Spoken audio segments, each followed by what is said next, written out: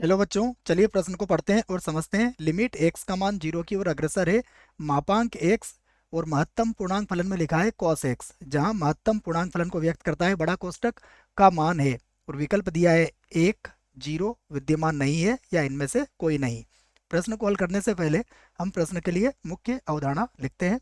तो प्रश्न के लिए मुख्य अवधारणा, जिसकी सहायता से हम इस प्रश्न को हल करेंगे।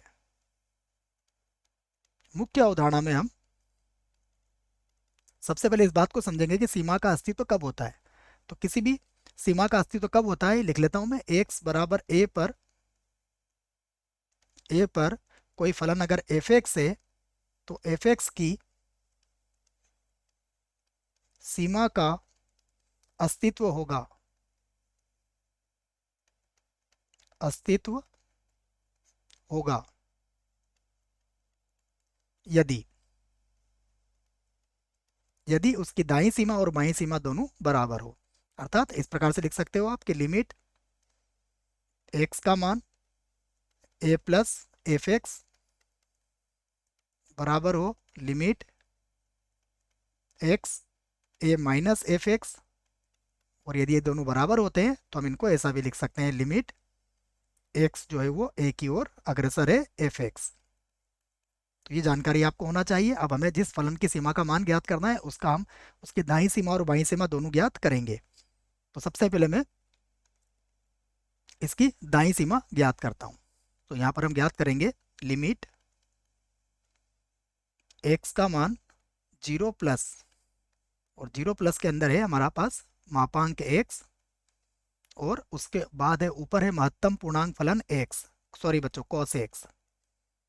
इसको हम ऐसा भी लिख सकते हैं, लिमिट अगर h का मान 0 की ओर अग्रसर करवाएं तो ये हो जाएगा मापांक 0 प्लस h, और महत्तम पूर्णांक फलन में भी कितना आ जाएगा, ये आ जाएगा cos, और कोष्टक में आ जाएगा 0 प्लस h। ये लिख लिया आपने। अब इसको हल करते हैं। तो लिमिट h का मान 0 की ओर अग्रसर, यहाँ लिख दिया हमने h का मान 0 की ओर अग्रसर होगा, और यहाँ पर 0 प्लस h, तो ये तो h ही हो जाएगा बच्चों। अब यहाँ समझिएगा कि ये जो महत्तम पूर्णांक फलन के अंदर cos 0 प्लस h होगा, इसका मान, ये बात तो हमें पता है कि cos थीटा का मान -1 और 1 के मध्य ही होगा। तो cos 0 प्लस h का मान भी यही होगा। तो cos अगर 0 प्लस h की बात करें और थोड़ी देर के लिए मान लीजिए cos 0 भी होता है, cos 0 का मान 1 होता है, अर्थात ये जो मान होगा ये 1 से कम ही होगा बच्चों।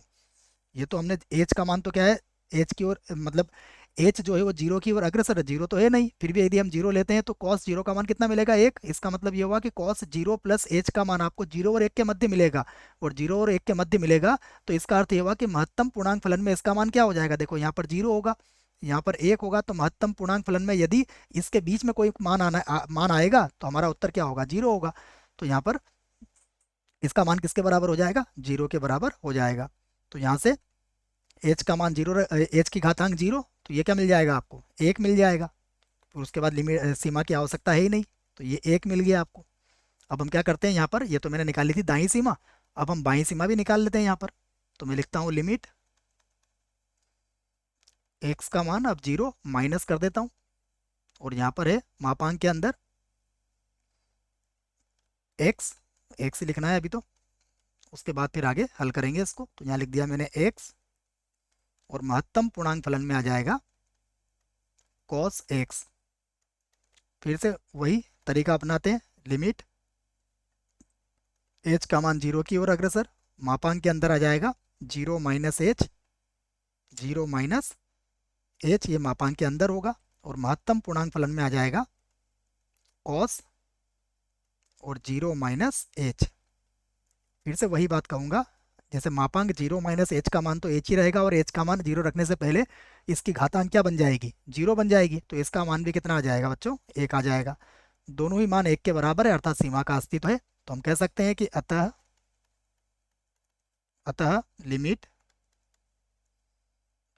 x का मान 0 की ओर अग्रसर, मापांक में है x, और महत्तम पूर्णांक फलन में क्या है, cos x है, इसका मान किसके बराबर आया, 1 के बराबर आया।